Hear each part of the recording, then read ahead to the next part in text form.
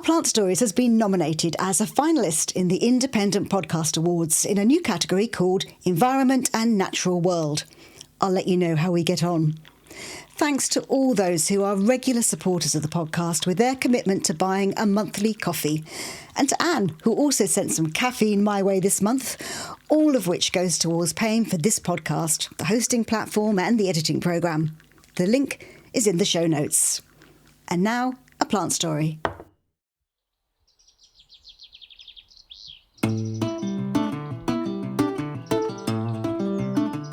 Welcome to Our Plant Stories, where we dig into the stories that plants tell us about people and places. And this week, the camellia definitely ticks all those boxes, and across several hundred years. To give you an idea of cost, a camellia purchased in 1830 was the cost of a maid's salary for 6 months. This is why you always find them in the UK in historic gardens or houses. We'll come back to camellias in the UK. If as you listen today you realise you too have a plant story that you would like me to look into, you can email me, sally@ourplantstories.com. It's almost a year to the day when I first heard Marion Whitehead on the Roots and All podcast. She was telling Sarah Wilson that she was interested in people's personal stories behind plants, and my ears pricked up.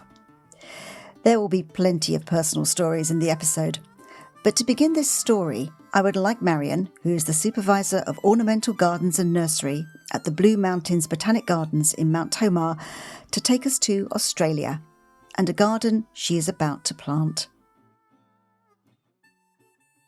So I am currently sitting on the red basalt soil of the slope of the north face of Mount Tomah Botanic Gardens and of Mount Tomah itself. Because we are a botanic gardens that sits on a mountain, all of our gardens are beautiful sloping sides of the mountain. So the future site for our camellia garden is no different. And I'm sitting where the new path that will take visitors through our beautiful collection of camellias will be.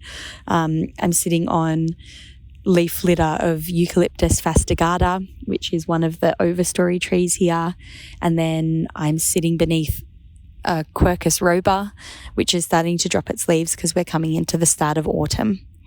It's a beautiful day here. The understory that I'm sitting in is pretty sparse, so it's a pretty open woodland. And as the clouds pass in front of the sun, it's creating beautiful dappled light on the ground.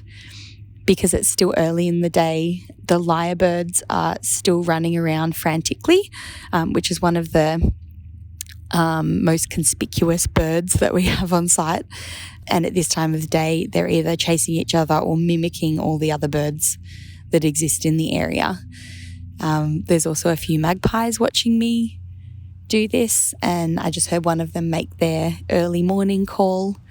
I think you can also hear a truck going by. We actually exist on the side of quite a big arterial road that connects Sydney with the west of New South Wales. But yeah, that's our camellia garden site. A really beautiful blank canvas ready for an exciting new development. We're going to take one step back because this camellia story starts with an anniversary.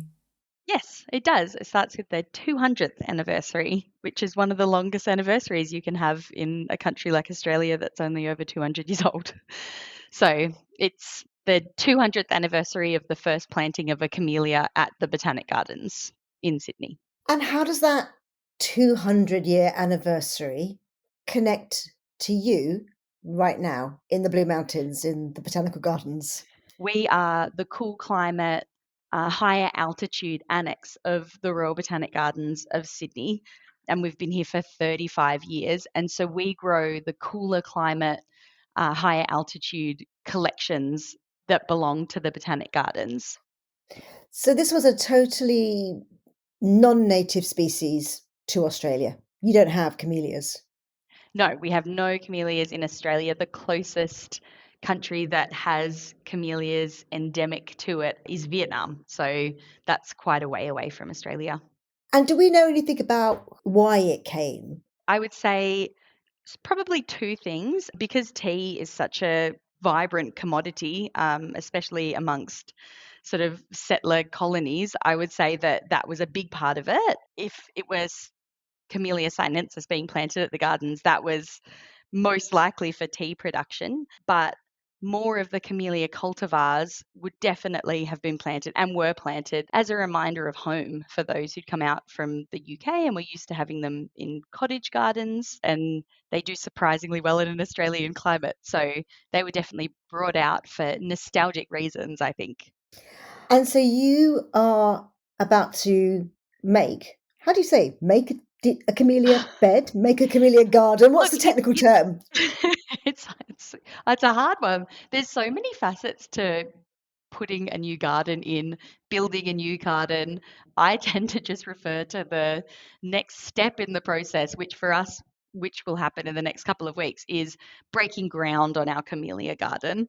But that's sort of at the very end of a maybe decades long process of collecting all the plants which go into it, clearing the space into which it will be planted, and then, of course, the landscaping, designing, planning out irrigation, removing trees that are in the way part of the garden. But I think the succinct answer to that is that we are building a new camellia garden. You said a decade of collecting the camellias. Tell me a little bit about that. So, Mount Tomah, we have had a small nursery on site since the inception of the garden in 1987, or a little bit before when the garden was being established. And in that time, some of the plants that have been building up in that nursery are camellias. And then when I started working in the nursery myself, as the nursery manager, I would I actually joined a group called Camellia Ark that did a lot of camellia propagation and swapping of interesting and unusual camellias. And myself and Mitchell, one of the other horticulturalists here, began amassing a collection of camellias within the nursery. We'd also had a very generous bequest from a member of the public who had left money to Mount Tomah Botanic Garden specifically to build a camellia garden.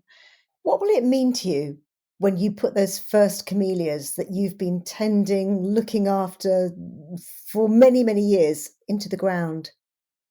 I think it will be. I feel like I will cry even saying it.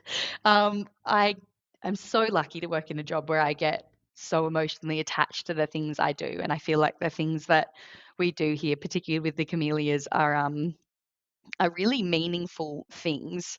So it will definitely feel emotional and overwhelmingly exciting to be planting the first camellias, but it'll also feel like a bit of a relief. I feel like a lot of the work we do with collectors, with camellia societies, with Camellia Ark in Australia, there is a lot of call for those who love camellias to preserve a lot of camellias that within Australia are disappearing.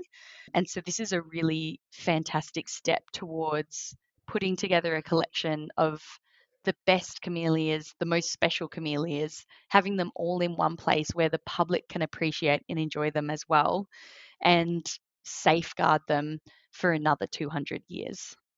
Wow, that's an amazing achievement.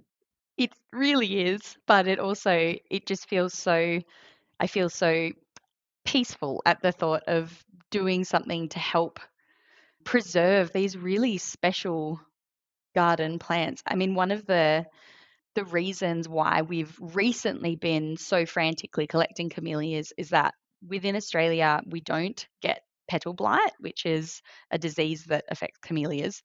And so our quarantine laws have changed in the last few years, meaning that we can't bring in any new camellia plants. We can bring in the family Theaceae, but we can't bring in any new camellias. So all of the camellias that we have in Australia now is all that we will ever have. And then the fact that those who are camellia collectors, that generation, are sort of becoming older and older, and there are less younger camellia collectors, means that it's really vital now to work with those collectors and collect their rarest and best camellias to be looked after in perpetuity at the Botanic Gardens, because we won't move into an apartment. We will just have garden beds where we will have horticulturists looking after these collections for the public in perpetuity. So it's something that I feel like if we don't do it, it might not happen. There must be some wonderful stories from the collectors. There are some amazing stories from the collectors, some that you sort of almost wouldn't believe. One collector was not even very interested in camellias, and she met a camellia collector at a local market, and he unfortunately was really unwell and he needed to pass along his collection to someone, and they struck up a friendship and sort of an apprenticeship, I guess, in camellias, and he managed to hand over his whole one of the best collections in the whole country, I would say, probably one of the best collections potentially in the world. Within a year, he managed to hand over his whole collection to her, and she since then has dedicated her life to these camellias. She's built on her property, I think, 3 large structures to house them, and then has been working with camellia groups in Australia to identify them and then share the material of them with the rest of the camellia community so that we can perpetuate the rarest ones. There are other collectors that I've met that have dedicated maybe like 50 years to building their camellia collections, and on relatively small blocks of land have entire woodlands with huge 6-meter overstories of Camellia reticulatas, hundreds of different cultivars of camellias just in their backyard that they've tended to alongside regular jobs. So it's definitely something that people are incredibly passionate about, camellias. It must be wonderful as a botanist, as a gardener. They don't often get the chance to like literally start something new like this. That's kind of a rare opportunity, I imagine. It really is. I didn't imagine that I would be able to do this sort of work when I started in this job. But I guess that is one of the best things about working at the Botanic Gardens, that this is our core business, to elevate these plants that you so love to the public for people to see them and try and grab a little bit of that love that you have for them and share it with everyone.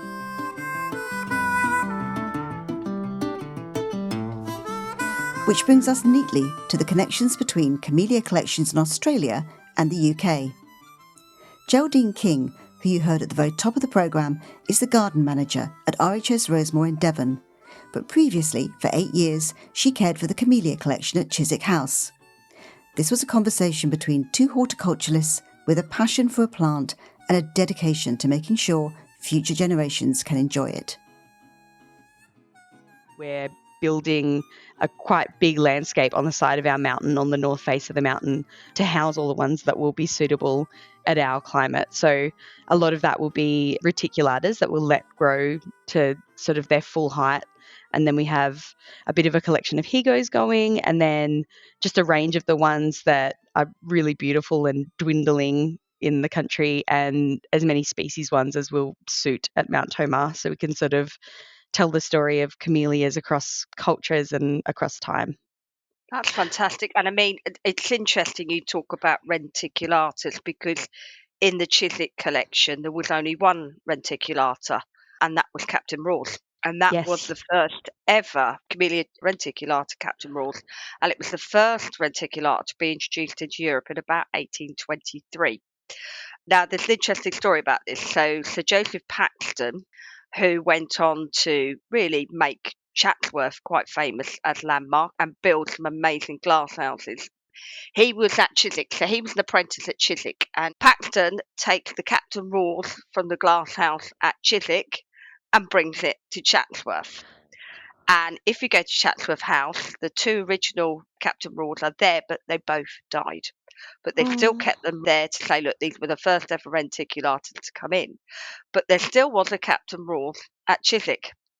And so we then sent them.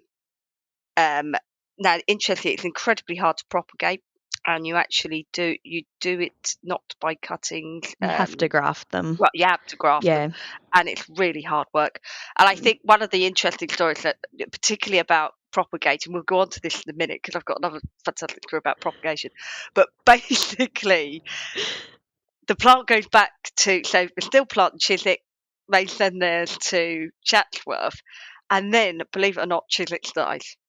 And this is just prior to me going to Chiswick. So my predecessor, the wonderful Fiona Crumley, who's now not with us, but really brilliant at bringing that collection back to life at Chiswick, said to me, why don't we go up to Chatsworth? They say that they've got a Captain Rawls for us. So we drove up in her car to Chatsworth, and we go in there, and there's this massive camellia. And they said, this is for you. This is your Captain Rawls. And then he says to both of us, will you get that in the car? And we both went, we'll get it in the car. And I tell you, we drove from Chatsworth to London. I did not see Fiona. There were branches everywhere. She couldn't see the gears. If you'd seen, I took a brilliant picture, but the other funny part of that story is Stephen, who's the head gardener up there, let us out the gate and then closed the gate on us. We had to carry this plant back to the cart. And I said, Fiona, it really does look like we are stealing this plant. And then lo and behold, the Marquis comes by, watching us two carry this plant across the car park. And I was like, oh my God, how are we going to explain this? So, wonderful story. And now Chiswick has Captain Rawls back in its collection. Oh, So that's wow. lovely. That ended so well. Yeah, it looked like I was stealing it back. Have you got a favourite? A favourite camellia? Mm. I do. It depends though on what time of the year it is and what mood I'm in. But I think generally my favourite is Camellia amplexicolis, which is Yes. just like a straight species. There was one that we collected a form of it in northern New South Wales, and it was a pendulous version of an amplexicolis, and the margin of the petals is white, and it's just it's the foliage on it is so like big and deeply veined and shiny, and the flowers are just so fleshy, and it's just the most beautiful thing. When it's in bud, it looks like bubble gum. It's just very, very pleasing. It's just the most beautiful camellia that I know. Do you have a favourite? I do, but just going back, I love the older varieties because they're really gregarious. They're loud, they're in your face, they are mad. I have one, and I'm going to describe it like a raspberry ripple ice cream, and it's called Japonica Gray's Invincible.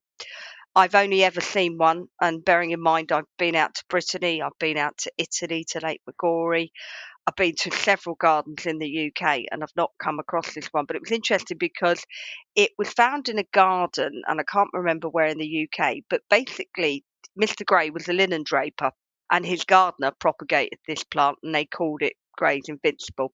But the leaves are quite small, but the flowers are like a raspberry ripple, and then a light undertone of soft pink. And then when they open up, you've got this pink with these lovely, lovely markings in almost in a circle going round of a deep red. And it really is fantastic. But again, a mistake I made, I did an interview for the Garden magazine. And they said to me, be careful of this, actually. And they said to me, what's your favourite camellia? So I said, Gray's Invincible. And then can you believe that everybody was phoning up Chiswick to purchase a Gray's Invincible? So the next time, because we have a flower show and we propagate our camellias. So the next time that I was doing an interview before we were doing our show, I'd ring up my propagator, I'd get her on the radio, and I'd say, what have we got the most of? She would say to me, you've got the most of rubiplena. And then I would say, my favourite plant is rubiplena. And if you followed me, you'd know I'd be changing the plant every year. So we could, and effectively it's about conservation, actually, because what we're trying to do is save these old varieties. But again, the interesting thing about propagation, and I want to ask you this question in a minute, is I was taught by a gentleman called John Price, who owned a nursery down in Cornwall. And he said the problem is, Sharon, he said, old people don't breed. And he's got a point. You're trying to get a cutting out of a plant that is 200 years old. And he said, so you have got to expect some failure. So interestingly, certain varieties did really, really well, and certain varieties were just, painful.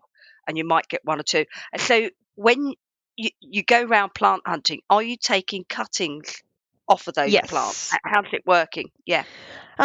So, I mean, there's definitely like a big attrition rate of the things, because often you're also quite far away from home when you're taking cuttings or you're doing a big trip. Sometimes our trips are like 4 or 5 days long. So you're often 10 hours drive away from home, visiting collectors a long way away. And I laugh at you with the Captain Raws in the car, because we had a trip where the car from the floor to the roof was full of Ziploc bags, just full of the entire. I had to have my bag on my lap for 14 hours on the drive home, because the whole back of just a station wagon was full of just bits of plants, just shoved in everywhere, because often people who are wanting, they have the same desire as us to see these camellias and these plants be perpetuated.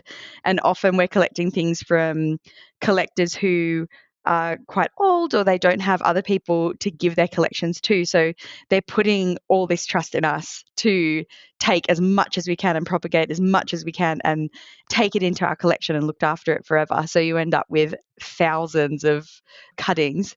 So yes, we do take cuttings. We strike everything we can from cutting, but things like reticulatas and things like some of the more subtropical species camellias, we do graft. So then we have to do the collecting in that really small window in winter, when you can then graft and have them sort of percolating away, and then you wait for months to find out if you were successful. And every time you think, 100%. And then every day, 10 times a day, you're checking and checking, and then you lose so many, and it's so humbling.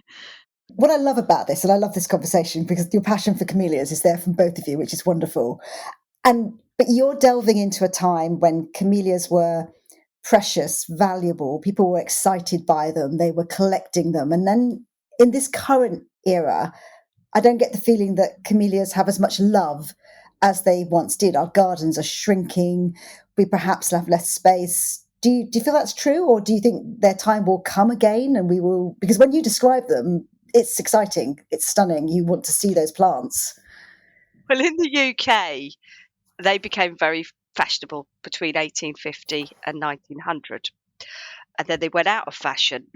And then, the Williamsii hybrids came in, the Japonicas, because they were stout, mixed with the Saluensis because it produced profusion of flowers.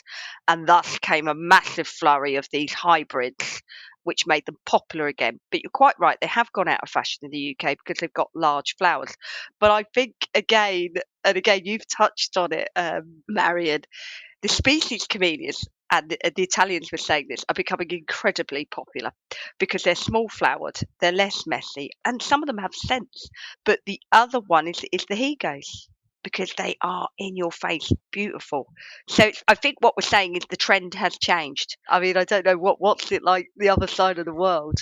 Younger generations are not interested in camellias, partly because there's a housing crisis here, and the chances of owning a house and having a backyard are really slim for my generation. So people don't have backyards that they're gardening in. And then it seems like when they are gardening in backyards, it's edible things. So it's vegetable gardens rather than a camellia. So they're sort of relegated to a grandmother's plant, camellias here. But that's something that I feel can be turned around, because camellias have so much to offer in terms of a plant. Here, they're incredibly low maintenance. They're really, really easy to grow. You have one in your yard and then you can never do anything to it again, and it will just flower forever and look amazing. I can't understand why they're not more popular. Oh, I will never understand, but I just think it feels like a weight of responsibility that it's up to me and the other members of Camellia Ark to make them popular again. So I'm doing my best. Well, I have to say, responsibility-wise, believe me, when you're looking after a collection that's 200 years old and you're like, don't die on my watch. Oh my gosh. If you head to the website ourplantstories.com, you can see some of the camellias that Marion and Geraldine have talked about. Oh, and a great picture of sharing a car with a large camellia on the drive back to London. There's also a bonus clip of the precarious things they have both done to take cuttings of or just identify rare plants. We always leave this podcast learning how to grow the plant, and I really hope that Marion and Geraldine's passion will have rubbed off on some of us. Do let me know if you decide to plant one, so I can let them know. Can I grow them in a pot, or do I have to grow them in the ground? So in the UK, you can grow them in pots because we're quite mild. And in fact, they do really well in a pot. We are moving towards, believe it or not, peat-free compost rapidly here. So in fact, the kind of peat-free alternatives are things with good wood mixes in them. And they have survived rather well in that. So a mix of multi-purpose with wood chip and bark and, much more woody textured material will suffice for them. But equally, they grow very well in the ground, but they do go very nicely in a pot. And then basically you can leave them in the pot for 2 or 3 years, take them out, and we do something called root pruning. So basically you take a penknife and you slit them vertically at 1 centimetre all the way round, tease the little roots out, and that kind of gives the upper part of the plant a bit of a reaction into producing more flowers. Then put it back into a bigger pot and put it in, and that will stop it becoming locked up where all of the roots are bound. Same in the Southern Hemisphere?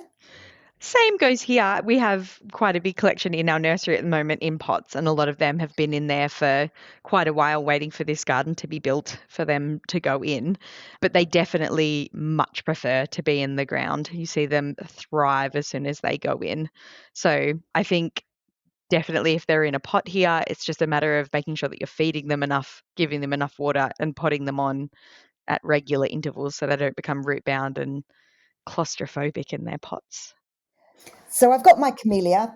Does it want full sun? Does it want shade? Or does this completely depend on which camellia I've picked?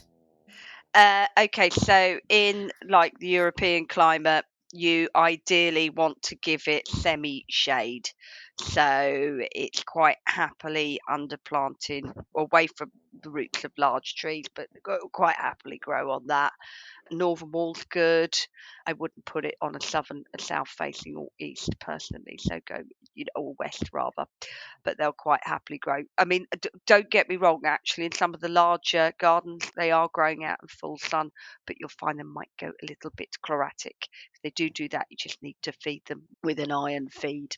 Same goes in Southern Hemisphere. So generally, they can handle a lot of morning sun and then just not that sort of baking afternoon sun. So most of the ones that we have at the gardens will go under an established canopy in our new garden. But then we have planted out Sasanqua hedges in the last couple of years that are in the full sun. They got a little bit sunburnt when they went out, but now they're doing pretty well. They're very, very hardy, so they can cop a lot of punishment. Any tips for getting your camellia to flower profusely? So sometimes it's in the camellia that you choose, so the cultivar or the species of it. Our Sasanquas that are flowering now, because it's late autumn here, are just absolutely prolific flowerers. So it's often in the cultivar or the species. Yeah, I mean, I would agree with Marion. I think one of the tips we tend to give people here is everybody goes away on holiday in August here. And if you've got Japonicas and Reticulatas, well, that's when they're setting their buds. So you kind of need to give them water then. And they don't. And then they go, my plant is flowering. And you're like, well, because you neglected it when it was setting its buds. So the important thing here, we tend to say to people, right, I think what's really important is pruning. If I've heard so many people go, well, I pruned it at Christmas. Well, of course you're going to have no buds on it. Cut them off. Because you cut all the things off. So I think there are two key elements. One is watering at the right time, and the second one is pruning. And the secret to pruning a camellia is after it has flowered, whether it's a Sasanqua, Japonica, whatever. As soon as it's finished in flowering, that's when to do the business. Actually, they are. Honestly, it does make me laugh when people say I've murdered my camellia. I'm like, well, how? They are not that hard. They're a right tough little plant. they really will take a lot of things that are thrown at them. That's why we've still got them 200 years later, thriving.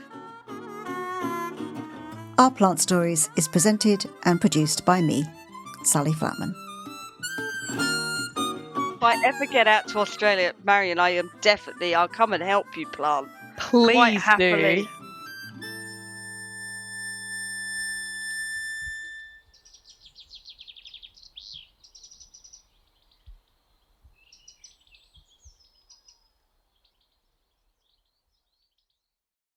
Thank you for listening.